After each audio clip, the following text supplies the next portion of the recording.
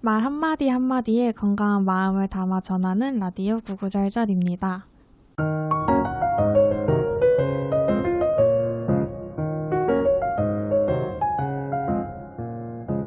안녕하세요. 세종 FM 98.9MHz 라디오 구구절절의 진행자 세종광역 정신건강복지센터 유리 김영란입니다. 네, 지난 방송 때만 해도 더위 때문에 밤새 에어컨을 켜고 잘 정도로 진짜 더웠었는데 이제는 진짜 아침 저녁으로 공기가 많이 선선해진 것 같더라고요. 맞아요. 저도 이제 해마다 기억에 조금씩 오류는 있는데, 올해 저는 또 작년보다 가을이 빨리 찾아왔다라는 생각을 하고 있긴 했어요. 그니까요. 그래서 가을을 좋아하는 입장에서 저는 너무 좋은 소식인 것 같네요. 아무래도 가을은 이렇게 깨끗한 느낌의 날들이 많기도 하고, 단풍도 알록달록 예쁘게 들어서 풍경이 좋다 보니까 굉장히 사랑받는 계절인 것 같아요. 근데 또 이렇게 가을을 탄다라는 말이 흔히 쓰이듯이 가을은 좀 외롭고 쓸쓸함의 대명사이기도 하죠. 네, 그래서인지 몰라도 9월에는 자살 예방의 날이 있는 달이기도 한데요. 서로의 마음을 한 번 더 살펴보자는 의미가 아닐까 하는 생각을 해봅니다. 저희 방송을 작년부터 들으셨던 분들은 9월 10일이 자살 예방의 날이라는 거를 들어보셨을 거예요. 네. 짐작하셨겠지만 올해 9월 역시 구구절절에서는 자살 그리고 자살 예방이라는 주제로 준비를 해봤습니다. 자살이라는 키워드에 이분을 빼놓고 이야기할 수가 없죠. 네. 작년에 자살 유족의 날을 기념해서 함께 이야기를 나눴던 분이죠.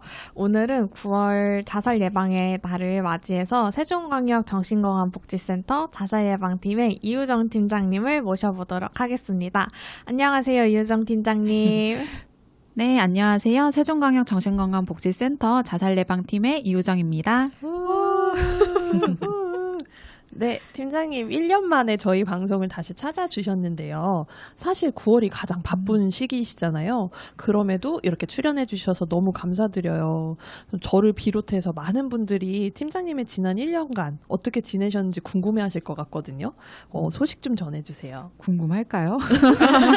너무요. 일단 1년 만에 다시 불러주셔서 너무너무 감사하다는 말씀 드리고 싶고, 그동안 1년 동안 정말 열심히 활동들을 했었는데 이렇게 또 초베잉을 된 걸 보니까 보람도 크고 책임감이 막중한 것 같습니다. 오늘도 열심히 한번 해보겠습니다. 네, 감사합니다.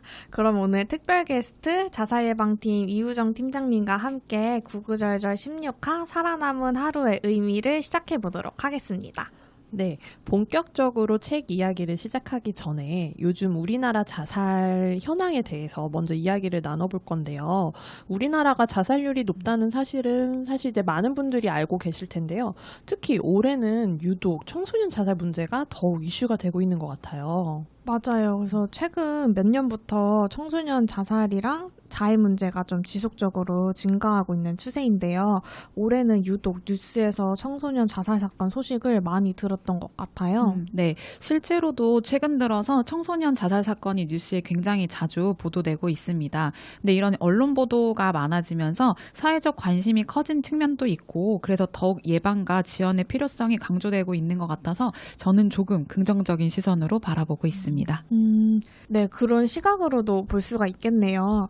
그렇다면 세종시의 청소년 자살 추이는 좀 어떤 상황인가요, 팀장님? 세종시의 경우에는 2023년 청소년 자살률이 인구 10만 명당 약 16.3명으로 이 통계는 2022년도에 약 21.2명보다 다소 감소된 것으로 나타나고 있는데요. 하지만 전국과 비교를 했었을 때 여전히 매우 높은 수준이기도 합니다. 근데 이러한 변화들이 우리가 어떻게 대응하고 있는지를 또 보여주고 있는 지표이기도 해요. 따라서 뭐 저희 센터뿐만 아니라 여러 기관들이 이제 학교 현장과의 협력이나 가족, 교사 대상의 교육 지원이라든지 아니면 자살 유족 지원 등 더욱 강화해 나가고 있는 것 같습니다. 네, 참 안타깝고 씁쓸한 소식인 것 같아요. 그래서 9월의 구구절절에서는 이러한 청소년 자살에 대해서 이야기를 나눠볼 수 있는 책을 준비를 해봤어요. 네, 그래서 오늘의 도서는 백은별 작가님의 시한부라는 책을 가지고 왔는데요. 중학교 2학년인 주인공이 이번 크리스마스에 죽을 거야 라고 자살 계획을 세우면서 스스로 시한부 삶을 정하게 되는 상황을 그린 소설입니다. 네, 또 이 책의 특별한 점이 이 집필 당시의 백은별 작가님도 15살이었다는 점인데요. 같은 10대의 시선에서 청소년들이 느끼는 우울과 혼란, 또 자살에 대해서 이야기를 풀어냈다는 점이 많은 독자들의 공감을 이끌어냈다라는 평을 받고 있어요. 네, 그래서 현재 청소년 부문 1위를 할 정도로 정말 인기가 좋은 책인데요. 그만큼 읽기 쉽고 또 청소년들의 학교 생활을 잘 표현한 책이다라는 생각이 좀 들더라고요. 그러면은 저희 본격적으로 16화 북토크 시작해 보도록 하겠습니다. 먼저 책의 등장인물들에 대해서 이야기를 나눠볼까요? 이 이야기를 끌고 가는 주요 인물은 수아라는 친구고요. 이 친구를 중심으로 윤서, 선유, 정아, 주연이 그리고 전학생 성민이라는 또래 친구들과 수아의 어머니가 있었어요. 네, 그래서 책을 읽으면서 각자 기억에 남는 인물들이 좀 있으셨을 것 같아요. 서로 기억에 남았던 인물들이 누구였는지 한번 나눠보는 시간을 가져볼게요. 먼저 우정팀장님은 좀 어떤 인물이 가장 기억에 남으셨나요? 저는 윤서라는 친구가 가장 좀 기억에 남는 것 같아요. 이 윤서라는 친구가 사실 이 책의 제목이 되는 사건의 발단이 되는 친구이기도 했었죠.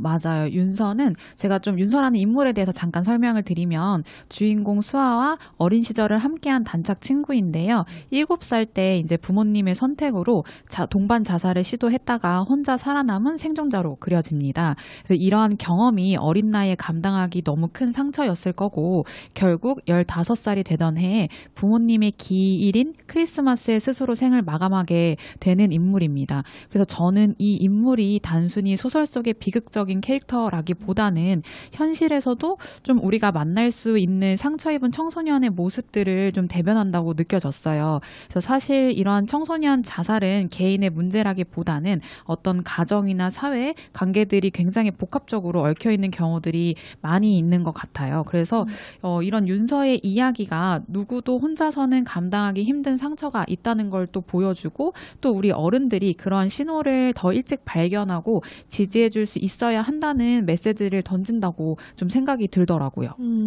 네. 그래서 저도 윤서의 상황을 보면은 이제 부모님의 자살 사건에 대한 좀 트라우마도 심했을 것 같고 또 주변 환경이 바뀌게 되면서 또 새로운 환경에 적응해야겠다라는 그런 불안감도 되게 심했을 것 같다라고 이렇게 상상이 되더라고요. 맞아요. 그래서 제가 윤서를 가장 좀 기억에 남는 등장인물로 뽑은 이유이기도 해요. 윤서가 사실상 이러한 자살 생존자임에도 불구하고 아무런 지원이나 보호를 받지 못한 채 혼자 그 상처를 오롯이 좀 감당을 해야 했다는 점 때문이기도 해요. 그래서 이렇게 부모님의 자살 사건이라는 충격적인 경험을 어린 나이에 경험했지만 이후에 그 아픔을 뭐 보듬거나 치유할 수 있는 어떤 상담이라든지 심리적 지지를 받지 못했기 때문이에요. 그래서 결국 이러한 상처들이 쌓이고 쌓여서 또 다른 비극을 만들었다고 생각이 드는 것 같아요. 그래서 이렇게 실제로 현실에서도 이러한 자살 생존 청소년들이 해가 갈수록 굉장히 더 많아지고 있는 것 같고 이러한 청소년들이 또 큰 트라우마나 죄책감을 안고 살아가고 있지만 어떤 이런 체계적인 지원을 충분히 받지 못하는 경우들이 좀 대부분인 것 같더라고요. 그래서 윤서의 이야기는 생존자에 대한 사후 지원이 왜 중요한지를 잘 보여주고 있다는 생각이 듭니다. 네, 약간은 좀 생소할 수 있는 자살 생존자라는 단어가 주는 의미를 좀 한 번에 와닿게 만드는 인물이었던 것 같아요. 또 책에서는 윤서가 자살을 시도하면서 수아라는 친구한테 연락을 했고 또 그렇게 수아가 또 다른 자살 생존자가 되면서 이야기들이 전개가 됐잖아요. 그래서 저도 이 책의 주인공 수아를 기억에 남는 인물로 선택해 보게 됐어요. 네. 그래서 주인공인 수아를 또 빼먹을 수가 없긴 하죠. 이 수아는 새학기가 되었을 때 친구들이랑 좀 어렵지 않게 잘 친해지는 성격이기도 하고 또 부모님과도 사이가 되게 좋은 인물로 그려지기는 하는데 이 초등학교 시절에 수아에 대한 안 좋은 거짓 소문 때문에 힘들었던 시기가 있었던 그런 인물로 그려지더라고요. 네, 그 힘들었던 사건이 있었지만 그래도 시간이 흐르면서 어느 정도는 좀 해결의 기미도 보였고 가족이나 또래 관계가 조금은 평범해 보였었거든요. 수아의 모습이 저는. 근데 이런 어린 시절부터 단짝 친구였던 윤서의 자살에 대해서 죄책감도 굉장히 크게 느끼고 그러면서 점점 더 윤서와 관련된 기억이나 감정에 몰입하는 모습도 보여줬던 것 같아요. 그러면서 자살 계획도 세우게 됐었죠. 맞아요. 수아에게는 이런 윤서의 죽음이 단순한 슬픔을 넘어서 엄청난 스트레스 사건으로 다가왔을 것 같아요. 그래서 실제로 자살은 당사자에서 끝나는 것이 아니라 남겨진 주변인들에게 깊고 굉장한 영향을 미친다고 생각합니다. 그래서 가까운 가족이나 친구뿐만 아니라 같은 학교 학생이나 교사, 심지어 지역사회 전체까지 충격을 받게 되는 경우가 많습니다. 특히 가까운 사람일수록 충격이 크기 때문에 심한 죄책감이나 우울감, 심지어 자살 사고로 이어질 위험도 굉장히 높아요. 그래서 저희는 자살을 개인의 문제가 아닌 사회적 사건으로 바라보는 이유이기도 합니다. 이렇게 한 사람의 선택이 주변 수십 명, 많게는 수백 명 삶을 뒤흔들 수 있기 때문에 자살 예방이 곧 한 개인을 지키는 걸 넘어서 공동체 전체를 지키는 일이라고 말할 수 있을 것 같아요. 맞아요. 특히 우리나라가 이제 되게 밀접한 관계들, 가까운 사람들이 많은 나라 중에 하나잖아요. 그래서 그 영향이 더 크다라는 생각이 들었었던 것 같아요. 그리고 또 저는 수아 어머니도 좀 인상적이었거든요. 그래서 청소년기 친구들이 이렇게 어려움을 얘기할 때 대처해주는 전형적인 어른의 모습을 보여줬다고 생각이 들었어요. 그래서 딸 수아를 걱정하고 또 문제도 해결해주고 싶어 하고 이런 모습들은 또 누구보다도 진심이고 어떻게든 또 저였어도 해주고 싶은 마음이 들었을 것 같거든요. 근데 그런 마음과 행동이 되게 무색하게 만드는 장벽이 나도 똑같이 청소년기를 경험해봤다 하는 좀 어른의 입장에서 지금 현재 청소년기 딸을 바라보고 있었다라는 점인 것 같아요. 이게 너무 이해가 되면서도 좀 안타까웠어요.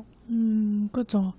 저도 어렸을 때 생각해보면은 저희 엄마도 어떻게든 저한테 좋은 충고만 해주고 싶었지만 결국 저는 듣지 않았던 와닿지가 않죠. 그런 것들이 좀 떠올랐던 장면이었던 것 같네요. 네, 그리고 저는 좀 인상 깊었던 이제 친구로는 이제 이렇게 불안정했던 수아에게 이제 혜성처럼 등장한 이 민이라는 전학생이 좀 기억에 남더라고요. 근데 약간 수아나 이제 윤서나 다 중요한 인물이긴 했지만 저는 민이도 어쨌든 이 수아한테 굉장히 큰 영향을 미쳤던 친구여가지고 이제 뽑게 됐는데 이렇게 서로 이제 만나게 되면서 민이도 자신만의 아픔과 또 어려움이 있었고 또 수아도 어려움이 있었기 때문에 서로 그런 아픔들을 공유하면서 공감도 많이 되고 그런 극복해 나가는 과정이 좀 기억에 남았던 것 같아요. 맞아요. 저도 미니가 좀 생각보다 좀 굉장히 인상 깊었던 인물이기도 해요. 그냥 잠깐 봤었을 때 구원자인가 했다가 그냥 이 친구도 그냥 자신의 상처 어려움을 좀 가진 친구였구나라고 좀 생각이 드는 것 같아요. 그래서 아직 안 읽어보신 분들도 있을 테니까 미니에 대해서 잠깐 설명을 드리면 미니는 어린 시절부터 아역배우 활동을 하면서 늘 남들에게 평가받고 비교되고 있는 환경 속에 있었죠. 그래서 겉으로는 주목받는 삶처럼 보이지만 사실은 계속된 경쟁과 타인의 시선 때문에 불안이 심해졌고 부모님에게도 충분한 인정과 지지를 받지 못했습니다. 결국 이러한 누적된 스트레스가 우울과 불안으로 이루어졌고 심지어 공황 증상까지 겪는 인물로 그려지고 있어요. 그래서 저는 이 미니를 보면서 겉으로 잘 지내는 것처럼 보이지만 아이들조차도 속으로는 얼마나 힘든 싸움들을 좀 하고 있을까라는 생각이 들더라고요. 그래서 이러한 청소년 자살 예방에서 중요한 부분이 바로 이렇게 겉으로 드러나지 않는 신호를 민감하게 알아차리는 거라고도 볼 수 있을 것 같아요. 사실 이 또래 안에서 이루어지는 것들이 대단하게 뭔가를 하지 않아도 이렇게 치유가 되는 힘을 가지고 있잖아요. 그래서 또래 상담 또는 이제 동료 상담이라는 서비스를 정신건강 영역에서 또 새로운 사업으로 운영이 되기도 하는데요. 이 작가님의 책이 인기를 얻었던 가장 큰 이유이기도 할 것 같아요. 이제 그 상황과 감정을 같이 경험하고 공감할 수 있다라는 것이 굉장히 컸고, 또 이제 다른 것 같아서 경계를 하지만 또는 이제 호기심으로만 다가갔지만 알고 보니 서로 공감할 수 있고 또 편하게 이야기 나눌 수 있었다라는 것이 가장 큰 회복의 힘이 됐을 것 같아요. 맞아요. 저도 이 책을 읽으면서 나는 또 중학교 때 어떤 감정이었는지 다시 한번 또 생각하게 되는 그런 계기였던 것 같더라고요. 그래서 이렇게 또 저희가 이제 주요 인물들에 대해서 간단하게 이야기를 나눠봤는데요. 각 인물들을 통해서 또 청소년기에 볼 수 있는 정신질환이나 또 정신건강 문제에 대해서 이야기를 이어서 좀 해볼게요. 네, 앞서서도 좀 짧게 말씀은 드렸는데 먼저 주인공인 수아는 어떻게 친구들 사이에서 가만히 있어도 약간 주목받고 인기를 끄는 친구 같았거든요. 제가 봤을 때는. 그러다 보니까 또 이제 원치 않게 안 좋은 소문에도 휩싸이고 이게 수아한테는 굉장히 충격적이었을 것 같아요. 그러면서 불안장애나 소아 우울증을 앓게 되고 치료도 받았었던 장면이 나오는데요. 이 소아청소년기 정신질환의 특징 중에 하나가 또 이게 시간에 따라서 자연스럽게 나아지는 부분도 있거든요. 그래서 수아도 그랬던 것 같아요. 그래서 조금은 회의적인 모습도 보이지만 표면적으로는 정신과적인 증상들이 좀 완화가 되고 있었는데 이 윤서의 자살을 경험하면서 다시 한 번 더 이제 큰 경험을 한 거잖아요. 충격적 사건을. 그러다 보니까 더 우울해지고 또 무기력한 모습도 보였고 더 나아가서 이제 자살 사고와 계획을 세우고 자해를 하는 이런 정신과적인 증상들을 보이고 있었어요. 특히 95페이지를 보시면 좀 더 수아의 증상이 잘 표현이 되어 있었는데요. 95페이지에는 윤서가 죽은 게 나 때문일 거라는 길고 긴 죄책감과 불안감과 가끔씩 미칠 것만 같을 때 들리는 윤서의 목소리와 날 야유하는 반 아이들의 목소리가 내 손목의 상처들을 만들고 집에 아무도 없을 때는 소리를 지르며 울었다.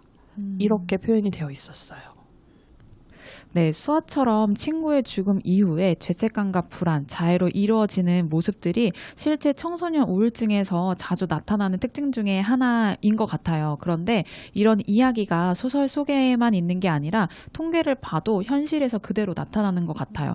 실제 그 질병관리청 청소년 건강 행태조사에 따르면 우울감을 경험한 청소년의 비율이 5개년 추이를 봤었을 때 증감을 반복하고는 있지만 대부분 증가되고 있는 추세인 것 같아요. 그래서 이처럼 청소년 우울은 단순히 기분 문제가 아니라 실제 행동화로 이루어질 수 있는 중요한 위험 신호인 것 같아요. 그래서 이때의 행동들이 단순히 사춘기 때문이다라고 보는 건 굉장히 위험한 것 같습니다. 네. 그리고 책에서 저희 이제 자해 문제도 다뤄지고 있는데요. 여러분들도 좀 들어보셨는지 모르겠어요. 이 자해계라고 SNS에 자신의 자해 흉터를 공유하거나 아니면 자해 방법을 공유하는 계정을 이제 말을 해요. 그래서 책에서 윤서의 친구인 선유라는 친구도 자해계를 하는 청소년의 대표적인 사례로 또 나오게 돼요. 네, 진짜 저는 이 자해계를 보면서 그냥 너무 안타깝다라는 좀 생각이 많이 들었는데요.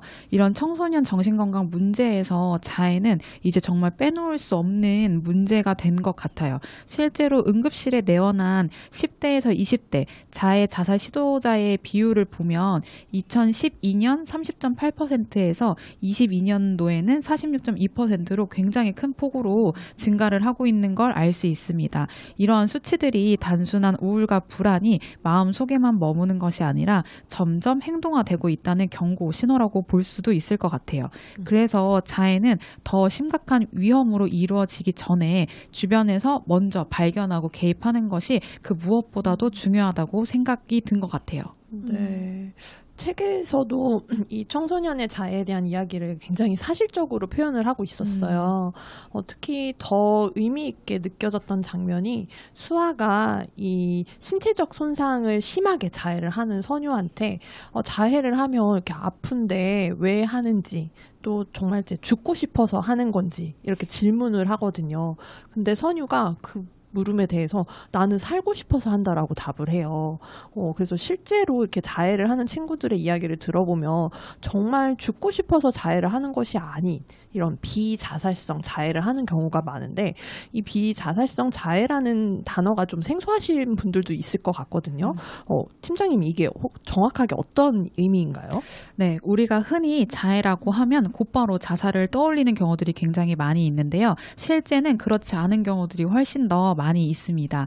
비자살성 자해란 죽고 싶어서가 아니라 견디기 힘든 감정을 조절하거나 자신이 살아있음을 확인하기 위해 스스로 상처를 내는 행동들을 말을 합니다. 앞서 영란 선생님이 말씀해 주신 것처럼 친구들이 자해를 하는 이유들이 대부분 본인이 어떠한 살고 싶은 그 기분을 느끼기 위해서 일부러 고통을 낸다던가 아니면 어떤 문제에 있어서 좀 스트레스를 해소하고 싶은데 그 해소 방법이 없다 보니 이제 자신이 스스로 상처를 내는 경우들로 해결하는 경우들도 굉장히 많이 있더라고요. 그래서 이런 청소년들 중에는 불안이나 우울, 분노 같은 감정을 말로 표현하지 못하고 자해로 풀어내는 경우들이 점점점 더 많아지고 있는 것 같아요.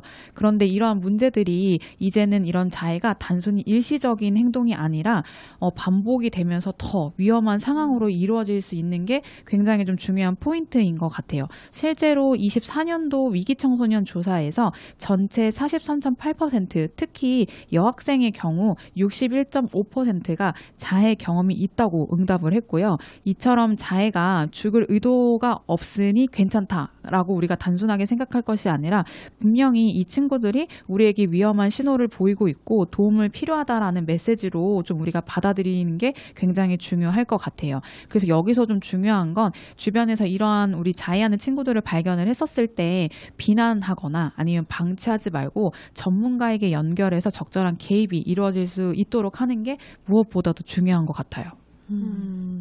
사실 이게 죽을 의도가 있느냐 없느냐 이런 경계들을 무자르듯이 이렇게 나누는 것도 참 어렵긴 한 것 같아요. 그래서 또 한편에서는 오히려 이렇게 없던 병명도 만들어주고 자꾸 공개적으로 이야기를 하니까 더 심해지는 거 아니냐 상황이 이렇게 보는 시각들도 있거든요. 근데 이 청소년 자해 문제가 사회적인 차원에서 조금 더 심각하게 다뤄지기 시작했던 게 제 기억에는 2017년, 18년 요 사이였었던 것 같거든요. 뭐 그 전에도 있었지만 정말 이렇게 대유행이라는 말이 돌 만큼 많아졌던 시기였는데요. 그때는 사실 이 친구들이 왜 자해를 하는지도 알기가 어려웠고 비자살성 자해라는 것도 굉장히 생소했고 어떻게 해줘야 될지 모르겠던 상황이었는데 지금은 오히려 이렇게 조금 공개적인 자리들이 많아지다 보니까 이 청소년 친구들이 자해 이유가 뭔지 또 말을 해주고 또 어떻게 해줬으면 좋겠다라는 이야기들도 좀 공개적으로 이야기를 하면서 해결의 실마리들이 조금씩은 생기는 것 같다라는 생각이 들어요. 그래서 이렇게 대응하고 예방하기 위해서는 숨기는 것보다는 정확하게 상황을 알고 공개적으로 질문하고 듣는 것들이 필요한 것 같아요. 지속적인 관심이 필요한 또 지점일 것 같네요. 그렇죠. 네. 그럼 이어서 저희가 이 책의 핵심 주제인 또 자살에 대해서 이야기를 또 이어가 봐야 될 것 같아요. 윤서와 수아를 보면은 또 자살 계획을 한 이후 보이게 되는 이제 자살 징후가 책 속에서 이제 나오게 되는데요. 어떤 장면이 자살 징후였을까요?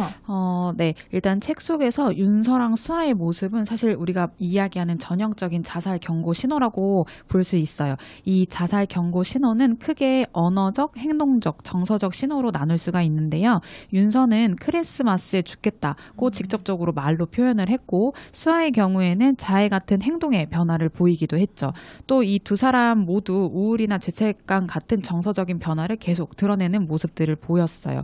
결국 이런 장면들이 그냥 소설 속의 이야기가 아니라 현실에서도 우리가 꼭 눈여겨봐야 할 신호들이라는 걸 한 번 더 짚어주는 것 같아요. 그래서 요즘은 자살 예방 교육이 의무화된 것도 이런 이유 중에 하나라고 생각이 드는데 우리 모두가 이 신호를 기억해 두는 게 진짜 중요하다고 한 번 더 강조를 하고 싶어요. 왜냐하면 그 작은 기억 하나가 누군가의 생명을 지킬 수 있는 행동으로 이어질 수 있기 때문에 지속적으로 우리 주변에서 힘들어하는 친구가 있는지를 우리가 좀 관심을 가지고 보는 게 굉장히 중요할 것 같다. 네, 그렇죠. 이렇게 관심 있게 보면 결국에는 보이거든요. 맞아요. 네.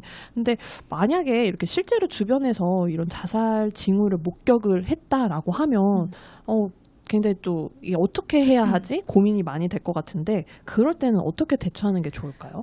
그럴 때는 일단은 혼자 끌어안지 않는 게 굉장히 중요해요. 그걸 분명한 위험 신호라고 받아들이는 것도 저희가 중요한데, 그리고 그 힘들어하는 친구를 만약에 발견을 했다라고 하면 혹시 힘든 생각은 하고 있지 않은지, 자살에 대해서 생각하고 있지는 않은지를 직접적으로 물어보는 게 사실 더 안전합니다.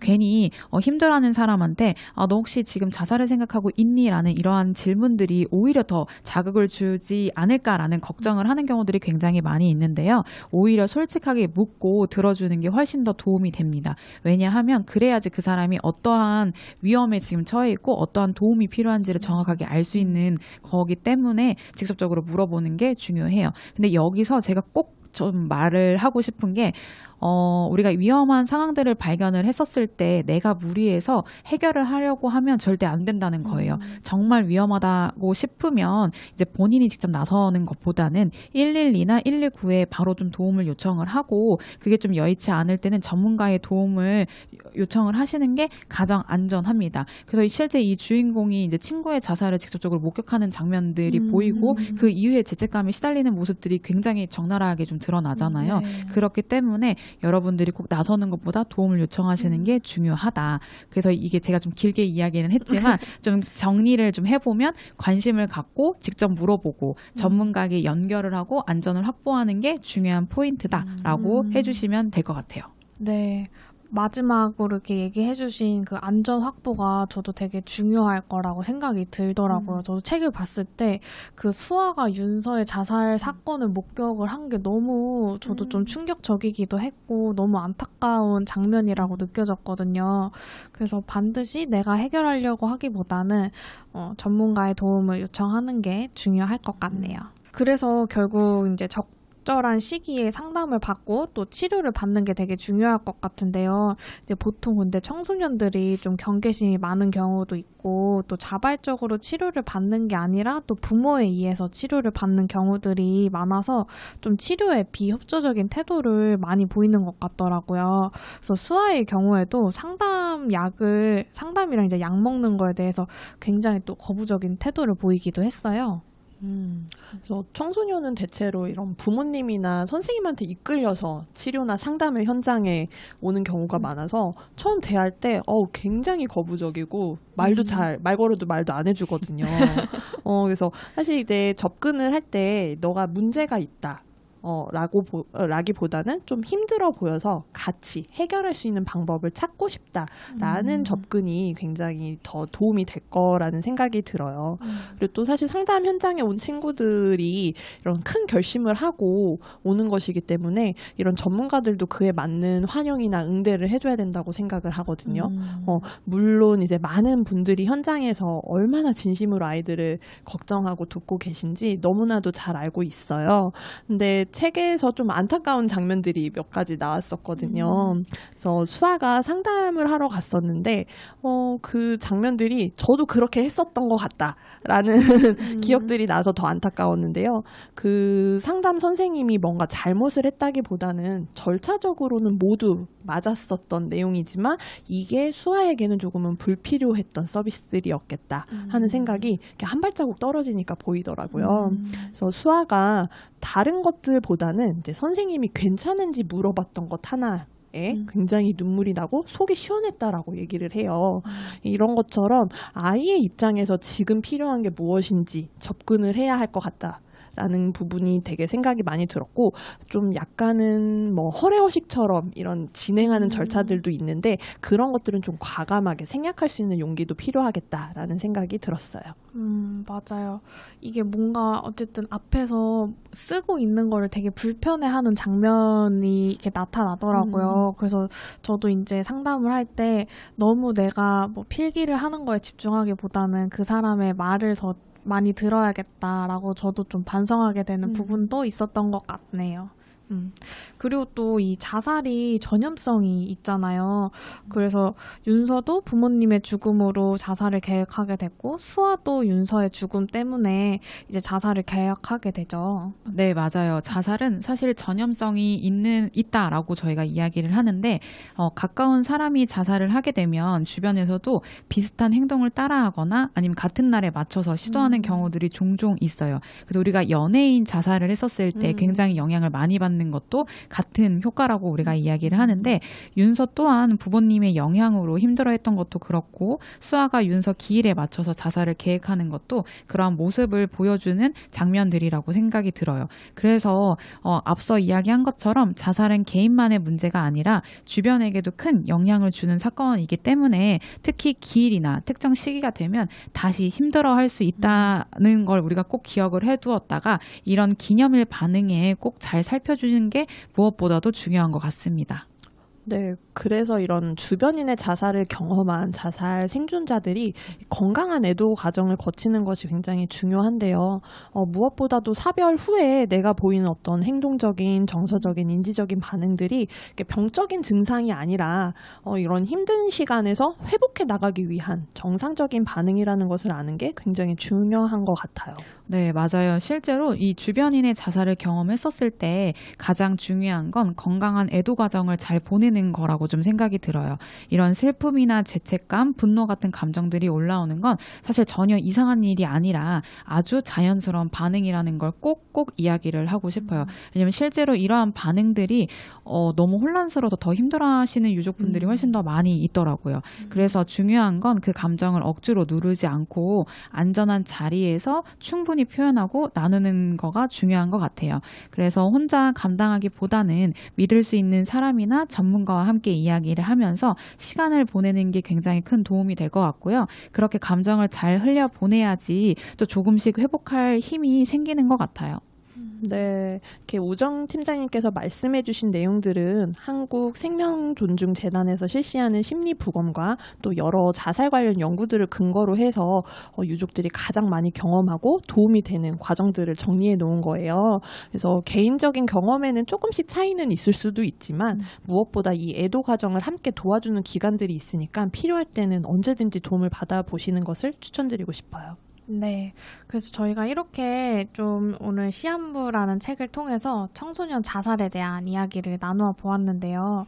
이 책에서 결국 이제 저는 전달하는 메시지가 많은 청소년들이 우울과 또 불안을 느끼고 있고 자살에 대한 생각을 많이 하고 있다라는 점을 이 같은 작가가 이제 같은 청소년으로서 좀 전달하고 있는 것 같더라고요.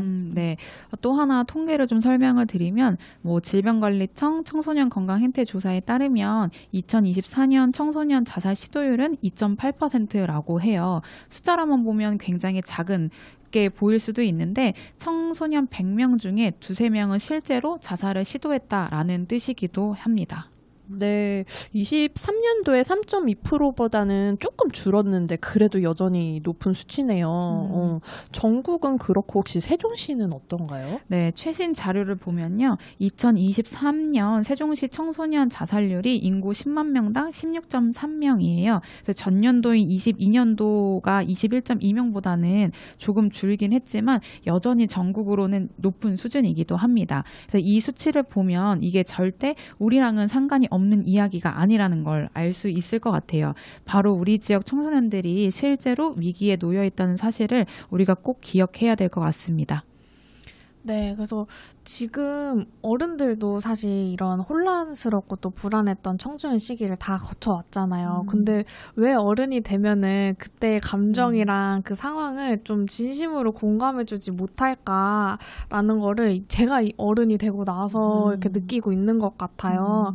그래서 이 책을 읽으면서 이 청소년들이 원하는 것이 결국 저희가 뭐 어른으로서 해줄 수 있는 그런 현실적인 조언보다는 좀 진심 어린 많은 공감이랑 위로가 더 필요하지 않을까라는 이제 생각을 하게 됐던 것 같아요. 그래서 두 분은 좀 책을 읽고서 어떤 소감을 느끼셨는지 궁금하네요. 네, 저는 이 책을 읽으면서 청소년들의 심리 묘사가 굉장히 잘 되어 있어서 오히려 읽는 내내 굉장히 마음이 먹먹했던 것 같아요. 이렇게 단순히 죽음을 다루는 소설이 아니라 죽음을 생각할 수밖에 없었던 한 아이의 시선을 따라가다 보니 우리 어른들이 이 아이들의 신호를 놓치고 있지 않는가 하는 생각이 들기도 하더라고요. 그래서 저는 이 책이 청소년들 뿐만 아니라 뭐 부모님이나 교사 그리고 우리 같은 어른들이 꼭 함께 읽어봐야 될 책이라고 생각이 들었어요. 특히 요즘 같은 시대에는. 저도 두 분하고 좀 비슷했는데 사실 이제 저는 청소년을 대하는 게 굉장히 어려운 사람 중에 하나거든요. 좀 조심스럽고. 근데 이 책을 읽으면서 너무 오래 잊고 있었던 제 일기장이 생각나는 거예요.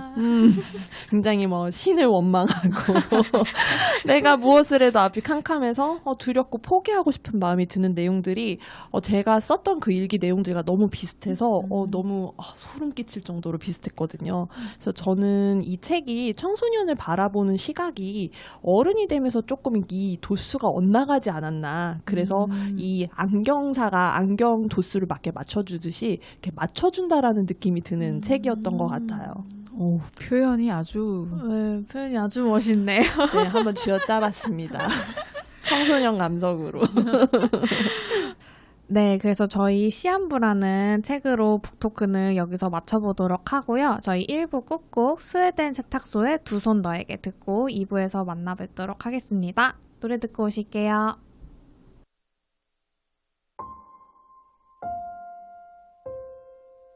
사라질까요?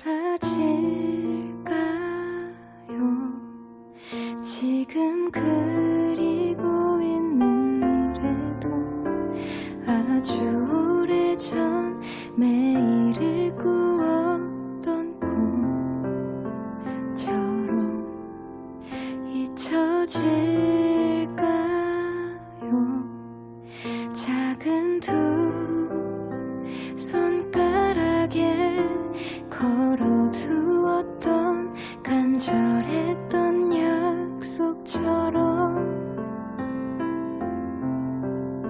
사랑했었던 것들이 자꾸 사라지는 일들을 그 언젠가에 무뎌지기도 하나요.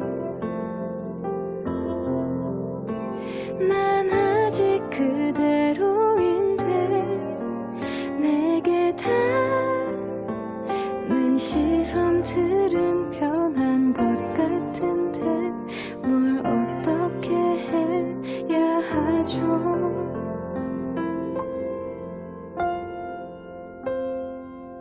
걱정 말아라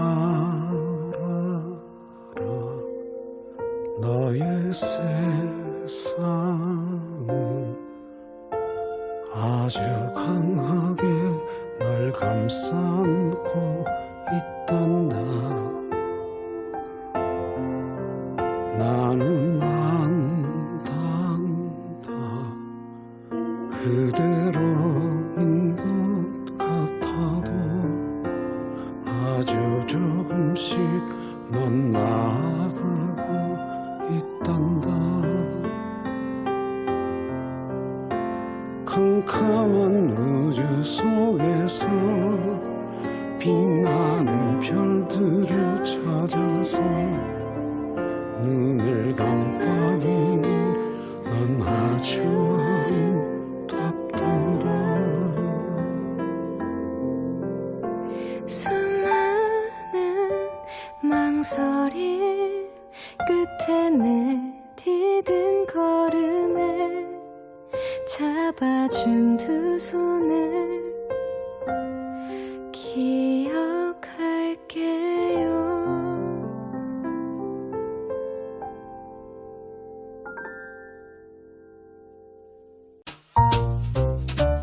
네, 2부가 돌아왔습니다.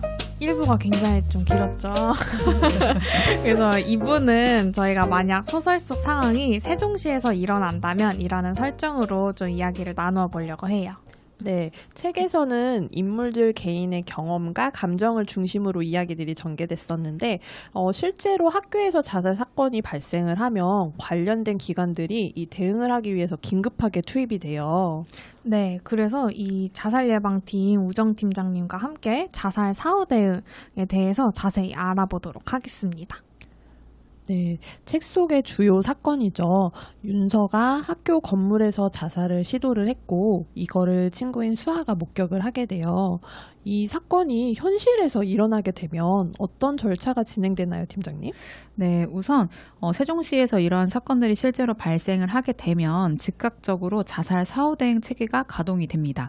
우선 24시간 이내에 관내 교육청 및 학교, 유관기관들이 모여서 위기관리위원회를 열고 사건 상황들을 공유하면서 어떤 방식으로 대응할지 논의하게 되는데요. 그리고 이후에 집단 교육, 고위험군 상담, 맞춤형 서비스 같은 사후 대응 프로그램이 실제로 진행이 돼요. 근데 이러한 프로그램들이 거의 보통 사건이 발생하고 3일 이내에는 진행이 되는 것 같아요. 특히 저희 세종광역 정신건강복지센터에서는 학생 정신건강센터와 협력을 해서 남겨진 사람들이 또다시 위험에 빠지지 않도록 꾸준히 모니터링을 이어가고 있습니다. 네, 그럼 이제 소설 속 수아처럼 이런 자살 사건이 발생하게 되면은 실제로 이제 자살한 친구와 가장 친했던 친구들도 있을 텐데요. 그런 친구들한테는 좀 어떤 개입들이 이루어지나요?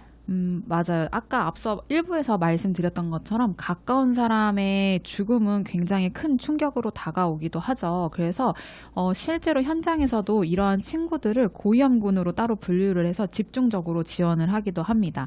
처음에는 심리 안정 상담으로 마음을 안정시키고 이후에는 개별 상담과 필요 시에는 치료 연계까지 그리고 일정 기간 꾸준한 모니터링을 통해서 다시 위험에 빠지지 않도록 지켜보는 게 굉장히 중요한 것 같아요.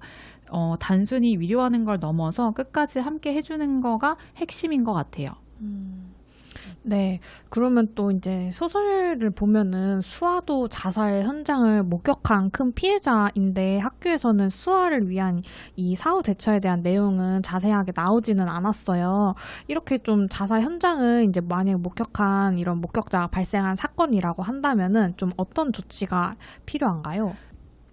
네, 일단은 현장을 통제하는 게 가장 큰 우선이기도 해요. 수아가 그 현장을 목격하긴 했지만 더 이상의 목격자가 나타나지 않도록 그 현장을 수습하는 게 우선이고 목격자의 경우에는 가장 최우선으로 고위험군으로 분리를 해서 이 현장에서 즉각적으로 좀 분리를 하고 실제 현장에서 어떻게 좀 심리적 외상을 겪었는지 이런 심층적인 좀 스크리닝이나 상담을 통해서 현 상황에 대한 걸 파악을 하는 게 굉장히 중요할 것 같아요.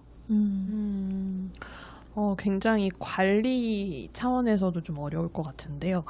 또 이런 일이, 그러니까 이렇게 자살 사건이 학교에서 벌어졌을 경우에 처음 경험하게 되면서 보호자분들도 굉장히 놀라고 또 이 자녀들, 나의 자녀들을 또 어떻게 지켜줘야 할지 얘기를 해야 하는 부분인 것 같은데요. 근데 어떻게 하면 좋을지를 또 모르는 부모님들도 많을 거라는 말이죠. 이럴 때는 보호자는 자녀에게 어떻게 해주는 것이 도움이 되나요? 일단 보호자분들이 자녀에 대해서 좀 그 시기에는 좀 계속 지속적인 관심이 좀 필요한 것 같아요. 보통은 아이들이 이제 학교 후에 좀 평소와 다른 행동이나 다른 감정의 변화가 보이질 않는지를 좀 체크를 지속적으로 하시는 게 굉장히 중요하고 아마 이런 사건이 실제로 발생을 하게 되면 학교 측에서 아마 가정통신문이나 안내문이 나갈 거예요. 아이들이 이러한 반응들을 좀 보일 수 있고 이러한 반응을 보일 땐 어디로 연락을 해라 라는 이런 안내문이 나가기 때문에 꼭 그럴 땐 학교의 공지사항들을 좀 참고를 하시고 주의할 거는 이 친구를 아직 이제 이 친구가 보낼 마음이 이제 들었는지 안 들었는지 우리가 파악할 수 없기 때문에 너무 대수롭지 않게 아이를 대하는 건 좀 지양해야 될 부분인 것 같기도 해요. 부모님도 어떻게 보면 아이와 함께 애도 과정을 경험을 해 나가는 게 필요하다라는 생각이 드네요. 맞아요. 왜냐하면 이게 부모님들은 그럼 혹시나 내 자녀도 이러한 뭐 어떤 위험한 행동을 하지 않을까라고 또 불안감에 굉장히 휩싸이다 보면 불안감이 먼저 눈앞에 있으니까 아이의 어떤 감정을 이렇게 다뤄줘야 되는데 오히려 다그치는 경우들이 굉장히 많이 있거든요. 그래서 이때는 서로가 조금 차분하게 좀 본인의 감정을 들여다보는 거에 집중을 하는 게 좀 중요할 것 같아요. 네, 그래서 소설도 보면은 이제 수아 어머니도 수아도 같은 선택을 할까봐 그거에 대해서 뭔가 직접적인 언급은 안 하고 무조건 상담 받아야 된다. 약간 이런 식으로 대처하는 모습들이 저도 보였던 것 같아요. 이게 정말 현장에서도 많이 나타나는 모습 중에 하나인 것 같네요, 그러면. 네, 맞아요. 네. 그리고 또 이런 사건이 발생하면은 아직까지 이제 우리 사회가 자살에 대한 언급을 하는 걸 되게 부담스러워 하는 분들도 많으시잖아요. 그렇기 때문에 좀 비협조적인 학교나 또 보호자들도 만나는 경우들이 있으실 것 같아요. 이럴 때는 좀 어떻게 대처하시는 편이세요? 실제로도 이제 자살에 대한 아무래도 인식이 아직까지는 우리는 굉장히 금기시되는 사회이다 보니까 저희가 뭔가 어떤 개입을 한다고 이제 뭔가 요청을 드려도 사실 거부를 당하는 경우들도 굉장히 많이 있거든요.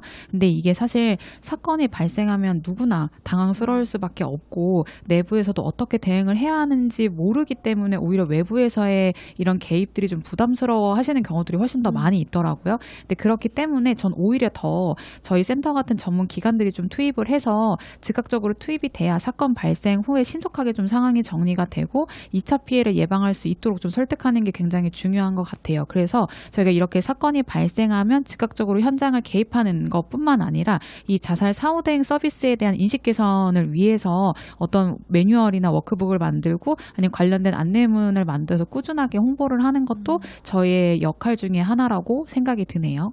네, 아직까지도 그런 인식의 변화가 가장 필요한 부분이라는 생각이 들어요. 네.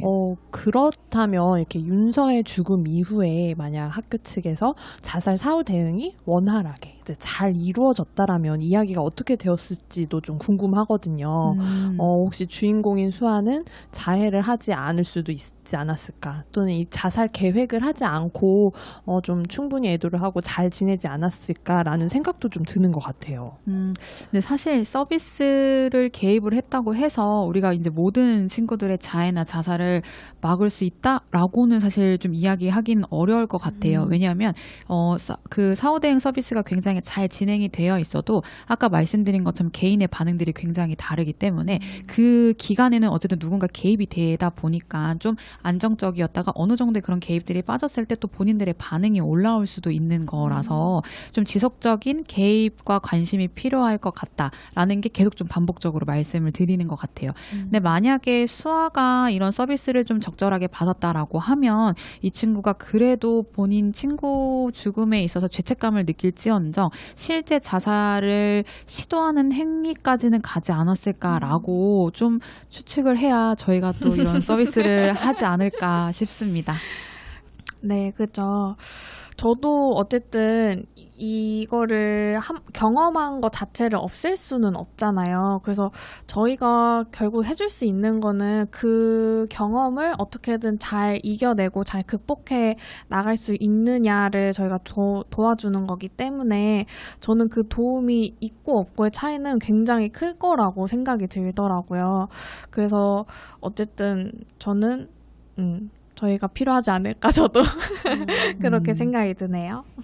네, 어쨌든 사건이 벌어지고 난 이후에는 남겨진 이들을 위한 부분도 분명 필요한 서비스인 것 같아요. 그래서 저는 이 자살 사후 대응 서비스가 굉장히 필요한 부분이라는 생각이 들었고요.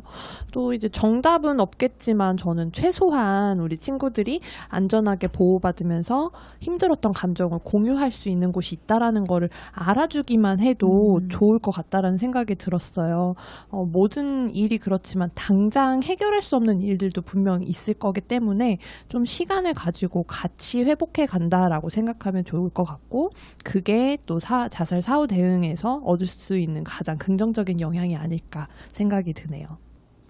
네, 맞아요. 그래서 하나 더 좀 저는 이야기하고 싶은 게 학교에서 사실 윤서 죽음 이후에 아무도 이 윤서 죽음에 대해서 추모를 하는 모습들이 나오지 않았어요. 그렇기 때문에 수아도 윤서에 대한 이야기를 하는 것도 굉장히 조심스럽고 주변 친구들도 쟤 뭐 누구 친구라면서 수근거리거나 아니면 선생님도 수아에 대해서 전혀 뭔가 이렇게 지지해주거나 이제 관심을 좀 그러니까 반갑지 않은 관심만 좀 전 주는 느낌이 좀 있었거든요. 그래서 만약 이런 사건이 발생하면 안 되겠지만 만약에 발생을 했다라고 하면 좀 이 같은 반 친구들끼리 좀 협의를 같이 좀 해서 좀 충분히 추모할 수 있는 기간을 좀 갖고 이 윤서를 좀 잘 떠나보내는 것도 하나의 좀 방법이 되지 않을까. 그럼 우리 모두가 좀 윤서 죽음에 있어서 좀 잘 애도하는 데도 좀 도움이 될 것 같다라는 좀 생각이 들어요. 그래서 실제 그 사후대응 서비스를 갈 때도 좀 추모 기간에 관련해서는 꼭 그 해당 반 학생이나 아니면 그 해당 조직과 꼭 협의를 통해서 이 추모 기간을 좀 진행을 하라라고 저희가 실제로 말씀을 드리고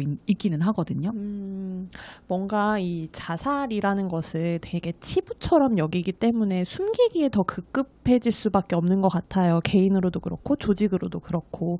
그런데 오히려 이거를 조금 더 공개적으로 다뤄줌으로써 사실 이제 자살을 미화하자가 아니라 남겨진 이들이 좀 아픔을 좀 치유하고 이 다음 삶을 더 건강하게 잘 지내도록 도와주는 거라고 이해를 하고 적극적으로 좀 서비스를 이용하면 참 좋겠다라는 생각이 드네요.